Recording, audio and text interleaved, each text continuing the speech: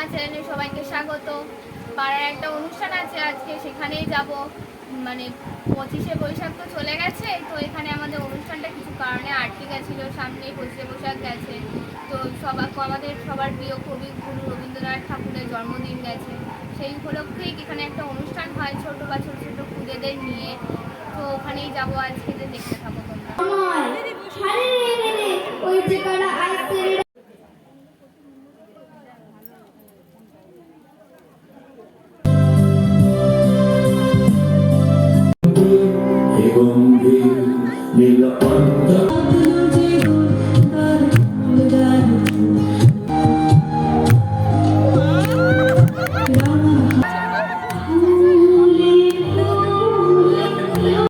আজকের ভিডিওটা এইটুকুই। দেখতেই পেলে সুন্দর সুন্দর ছোটো ছোটো খুদেরা কি সুন্দর নাচ করলো, আবৃত্তি করলো, মিউজিক করলো।